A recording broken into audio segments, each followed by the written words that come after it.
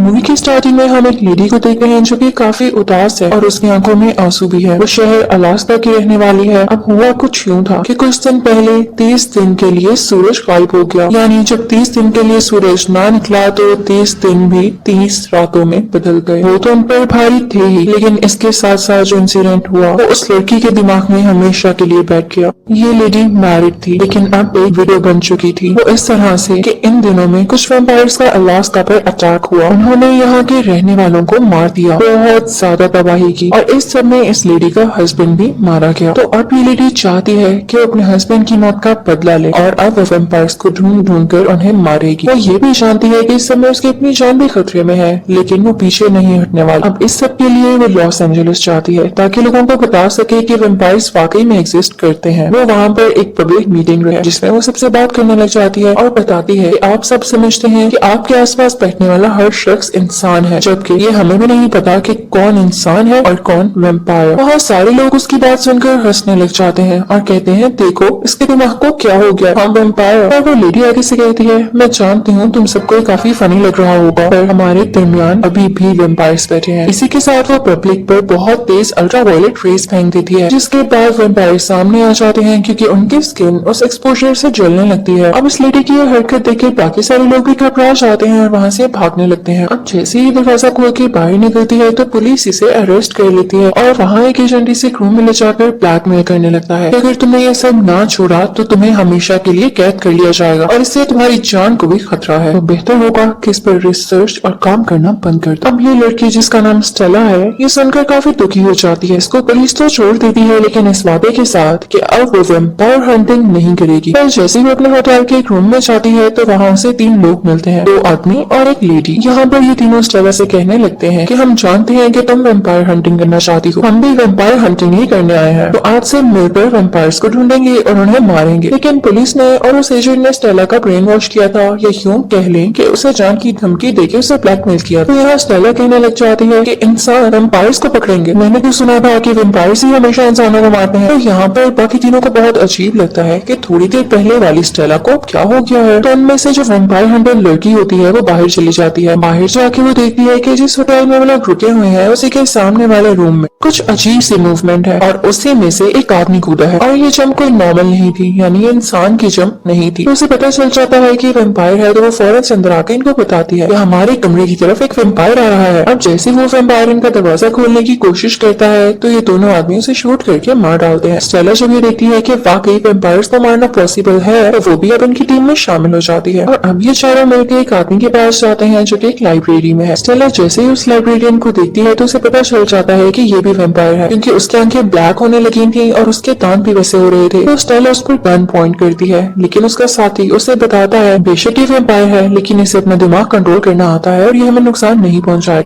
In fact इसकी अपनी family भी वैम्पायर के हाथों मारी गई। वैम्पायर्स ने इस पर अटैक किया था लेकिन वो अटैक इतना सख्त नहीं था कि इसको वो काबू कर सकता। तो अब ये चाहता है कि वैम्पायर से उनका बदला ले, तो ये हमारे साथ ही है। अब यहाँ पर वो लाइब्रेरियन इन सबको बताने लगता है कि तुम लोग जानते हो कि इन सब वैम्पायर्स को एनर्जी कहाँ से मिलती है। इनकी ताकत है इनकी रानी में, जो एक फैक्ट्री में रहती है और बहुत सारे खून को कंज्यूम करके जवान रहती है। तो अगर हम इस क्वीन को यानी वैम्पायर्स की उस खौफनाक रानी को मार डालें तो सारे वैम्पायर्स की एनर्जी भी कम होने लगेगी। और क्योंकि सारे के सारे वैम्पायर्स इसी का कहना मानते हैं, इसी के ऑर्डर पे चलते हैं, तो अब उनको ऑर्डर करने वाला जब ही नहीं होगा तो हर तरफ पीस हो जाएगा। तो अब ये सारे इस पर प्लानिंग करने लग जाते हैं कि किस तरह से उस फैक्ट्री में उस क्वीन पर अटैक करके उसे मारना है। पर स्टेला जब इस सबको गहराई से देखती है तो वो इस काम में आने से मना कर देती है। वो कहती है कि नहीं, मुझे अपनी जान खतरे में नहीं डालनी, मुझे उस रानी का सामना नहीं करना। ये कहकर वो चली जाती है। तभी उसका साथी यानी वैम्पायर हंटर उसके पास आके कहता है देखो वैम्पायर्स ने मेरी बेटी को भी मार दिया था, हम सब मिलकर ही वैम्पायर्स के खिलाफ लड़ने आए हैं ना, तो हम में से कोई भी पीछे नहीं हटेगा। अब स्टेला दोबारा से उनके साथ आने पे राजी हो जाती है, ये नहीं मान जाती है। अब तो हम उसी एजेंट को देखते हैं जो कि है तो इंसान लेकिन वैम्पायर्स की बातें इधर उधर करता है, यानी वैम्पायर्स के साथ है, उनका जासूस है। तो अब की बार भी वो वैम्पायर को जाकर बताता है कि मैंने स्टेला को वार्निंग दी थी और अब तक तो वो ये शहर छोड़ के जा चुकी हूँ। पर क्वीन आगे से कहती है नहीं, मुझे अभी भी उसकी खुशबू आ रही है, वो अभी तक इसी शहर में है। अब वो एजेंट आगे से घबरा जाता है क्योंकि वो तो इंसान था और वो सुन के नहीं बता सकता था कि वाकई स्टेला जा चुकी है या इधर ही है। उसे नहीं पता था कि वो अपना माइंड चेंज कर चुकी है। बेचारा एजेंट, यहाँ पे उसे काफी जोर का मारा जाता है कि तुमने वेम्पायर्स के साथ झूठ बोला। अब उधर वो चारों साथी यानी चारों वेम्पायर हंटर्स ये प्लान कर चुके होते हैं कि उन्होंने किस तरह से फैक्ट्री के अंदर जाना है, और वो टाइम भी आ जाता है जब वो फैक्ट्री में एंटर होते हैं। लेकिन तभी वेम्पायर्स में उनकी खुशबू आ जाती है और वो उन्हें आकर अटैक करने लगते हैं। स्टेला और बाकी लोग तो अपनी जान बचा लेते हैं, लेकिन उनका जो एक नेक्रो साथी होता है वो अपनी जान नहीं बचा पाता और वेम्पायर उसे काट लेता है। जल्द ही वो भी वेम्पायर में बदलने वाला था, लेकिन स्टेला और उसके साथी उसे कमरे में ले आते हैं और बाकी वेम्पायर से बचने की कोशिश करते हैं। अब यहाँ पे स्टेला और उसके साथी देख रहे होते हैं कि अगर वाकई इसे वेम्पायर्स ने काट लिया है तो ये जल्दी वेम्पायर में बदल जाएगा। वो वेम्पायर्स का काटा हुआ असर निकालने की कोशिश करते हैं, लेकिन ऐसा पॉसिबल नहीं हो पाता और उसको देख के लग रहा था कि जैसे जल्द ये वेम्पायर में बदलने वाला है। अगर ऐसा हो गया तो वो इन तीनों को भी मार देगा। स्टेला उसके दोस्त से कहती है कि इसे फौरन से खत्म कर दो, इसे मार दो, वरना हम तीनों की जान को खतरा हो सकता है। पर उसका साथी ऐसा करने पे नहीं मानता, क्योंकि वो उसका दोस्त था, वो उसे मारना नहीं चाहता था। तो स्टेला खुद एक बड़ा सा पत्थर उठा के उसके सर पे मारने लगती है और उसका सर कुचल देती है। सबके बाद वो तीनों वहीं पर दुखी होकर बैठ जाते हैं। अब ये लोग यहीं बैठे रहते हैं। रात हो जाती है तो तभी इन्हें बाहर कुछ आवाज आती है। स्टेला का साथी दरवाजे का स्लाइडर हटा के देखता है तो उनका वही साथी होता है, यानी वो लाइब्रेरियन। वो इनसे आहिस्ता से कहता है, सुनो, सारे वेम्पायर्स रात होने की वजह से अपने शिकार पर जा चुके हैं। मेरे साथ चुपके से आ जाओ और अपनी गन्स, अपने वेपन्स अपने हाथ में ही रखना। जैसे ही लोग थोड़ा सा आगे बढ़ने लगते हैं तो इन्हें वेम्पायर मिलता है, जिस पर ये शूट करने लगते हैं, लेकिन उसे मारते नहीं है और इन्हें पकड़कर एक कमरे में ले आते हैं। अब ये सारे लोग उस वेम्पायर से पूछने लगते हैं कि मुझे बताओ तुम्हारी क्वीन कहाँ पर है। तो वो वेम्पायर आगे से कहता है, मुझे नहीं पता कि वो कहाँ पर है। अब वो लोग अल्ट्रावायलेट रे चलाकर उसे टॉर्चर करने लगते हैं, उसकी स्किन जलने लगती है। तो वो वेम्पायर आगे से चीखने लग जाता है, इसे बंद करो, मुझे नहीं पता कि वो कहाँ पर है। हाँ, पर मैं इतना जरूर बता सकता हूँ कि आज से कुछ अर्सा पहले जैसा अटैक अलास्का पर हुआ था, वैसे ही अटैक की प्लानिंग हो रही है और तुम सब भी उसमें मारे जाओगे। अब यहाँ पर स्टेला और उसके साथियों को एक आइडिया आता है। वो सोचते हैं अगर हम इसे मारेंगे तो हमें नहीं पता चल सकेगा कि इनका दूसरा ठिकाना यानी दूसरा अड्डा कौन सा है। तो हम ऐसा करते हैं कि इसको छोड़ देते हैं और इसका पीछा करते हैं। अब वो वहाँ पर उस वेम्पायर को छोड़ देते हैं। वो वेम्पायर जख्मी होता है तो लंगड़ाता लंगड़ाता चलता जाता है और अपने उस तोप तक जाता है जहाँ पे बाकी सारे वेम्पायर्स प्लानिंग कर रहे हैं। तो ये लोग भी उसका पीछा करने लग जाते हैं और उस जगह तक पहुंच जाते हैं जो कि वेम्पायर्स का सीक्रेट ठिकाना है। ये सारे लोग जैसे ही वहाँ अंदर जाते हैं तो देखते हैं कि एक कपल को बांधा गया है और वो लड़की अभी भी जिंदा है। पर इससे पहले कि स्टेला और उसके साथी इसको बचा सकते, वहाँ पे वेम्पायर्स आ जाते हैं और अब हल्की हल्की सुबह भी होने लगी। वेम्पायर्स आकर इन पर अटैक करके इन्हें मारने ही वाले होते हैं कि तभी स्टेला और उसके साथी उस जगह की छत पर फायरिंग स्टार्ट कर देते हैं, जिसकी वजह से छत टूट जाती है और सूरज की रोशनी अंदर आने लगती है। इसके बाद स्टेला एक बॉम्ब का यूज करते हुए वहाँ की दीवार को भी तोड़ देती है। इसके बाद सूरज की सारी रोशनी अंदर आने लगती है जो वेम्पायर्स को चिल्ला के रख देती है और वेम्पायर्स का नामो निशान मिट जाता है। अब यहाँ पर ये लोग उस लड़की को बचाकर अपने साथ ले आते हैं। अब उधर हम एजेंट को देखते हैं जो क्वीन से रिक्वेस्ट कर रहा होता है कि मैं अब काफी वीक हो गया हूँ और काफी बीमार भी हूँ, तो मैं जानता हूँ कि मैं मर जाऊंगा, तो प्लीज आप मुझे भी वेम्पायर बना दें। अब यहाँ क्वीन उसे अपना खून पिलाती है, जिसके बाद वो एजेंट भी वेम्पायर बन जाता है।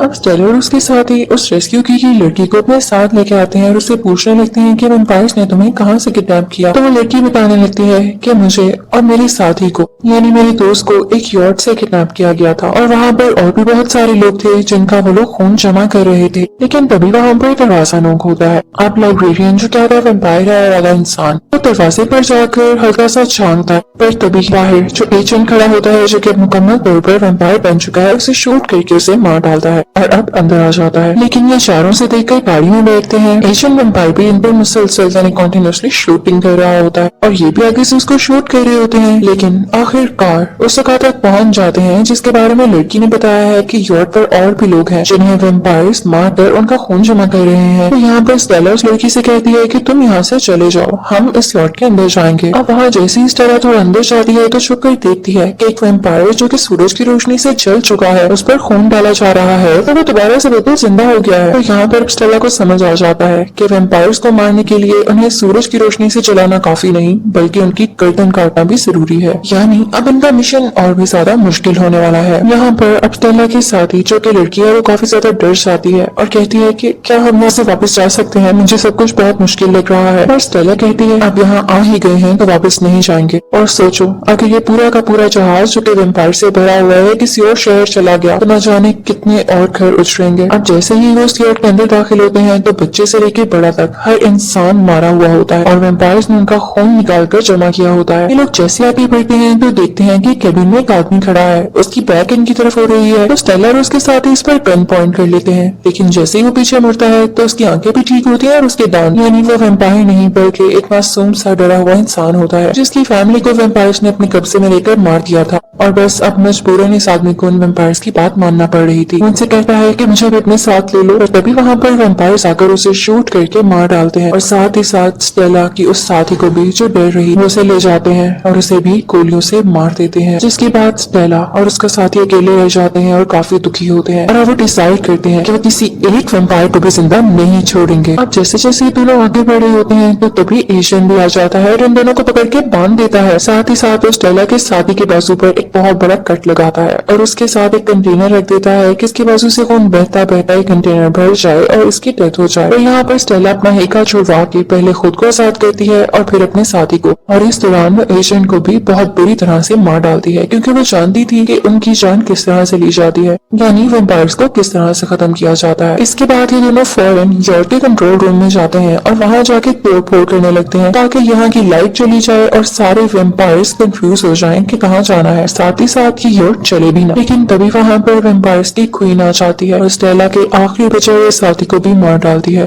स्टेला यहाँ से फौरन से भागकर छुपने जाती है। उसे एक ऐसा कंटेनर नजर आता है जो खून से भरा हुआ है, उसमें जाकर छुप जाती है और जब क्वीन वहाँ पर इसे ढूंढते ढूंढते आती है तो उसे स्टेला कहीं नहीं दिखती और तभी स्टेला उस कंटेनर से बाहर आके उस क्वीन की गर्दन उड़ा देती है। तभी वहाँ पर बाकी सारे वेम्पायर्स भी आ जाते हैं, पर वो देखते हैं कि उनकी क्वीन मर चुकी है तो वो एक लंबा गहरा सांस लेते हैं क्योंकि अब उन्हें कोई ऑर्डर नहीं देगा, वो जैसे चाहें जी सकेंगे। और साथ ही साथ वो स्टेला से भी डर चुके थे क्योंकि जो लड़की वेम्पायर्स की क्वीन को मार सकती है वो वेम्पायर्स को तो चुटकियों में मार सकती है। तो अब यहाँ पर पीछे हटने लगते हैं और स्टेला को गुजरने का रास्ता दे देते हैं। अब स्टेला वहाँ से जाकर वापिस अपने सिटी अलास्का आ जाती है और तो वेम्पायर्स को पुलिस पकड़ लेती है। शहर में दोबारा से पीस वैसा ही वापिस हो जाता है। स्टेला को आइडिया आता है कि क्यों ना वो अपने हस्बैंड की डेड बॉडी में वो खून डाले और उसका हस्बैंड जिंदा हो जाए, क्योंकि वेम्पायर्स ने उसे मारा था तो वो भी वेम्पायर बन के ही मरा होगा। तो स्टेला घर आते ही अपने हस्बैंड की ग्रेव को खोदने लगती है और उसकी डेड बॉडी अपने रूम में लाके रखती है जो कि काफी गलत सड़ चुकी होती है। स्टेला अपने बाजू पे बहुत गहरा कट लगा के उसकी बॉडी और उसके मुंह में खून डालने लगती है और ज्यादा खून बह जाने की वजह से वो वहीं पर बेहोश होकर गिर जाती है। पर जब उसे होश आता है तो उसका हस्बैंड बिल्कुल ठीक ठाक हालत में उसके सामने खड़ा होता है। उसे फौरन से गले लगा लेती है और बहुत खुश होती है। पर हमें बैक सीन से दिखाया जाता है कि उसका हस्बैंड अब वेम्पायर बन चुका है क्योंकि वो पहले भी वेम्पायर बन के ही मरा था और अब भी वो वेम्पायर ही है और उसे उठते साथ ही खून की तलब होती है, खून की प्यास लगती है। वो अपनी ही बीवी के शोल्डर पे काट लेता है, यानी अब स्टेला भी वेम्पायर बन जाएगी इसी के साथ। ये अजीब सी मूवी यहीं पर एंड हो जाती है। Thank you for watching.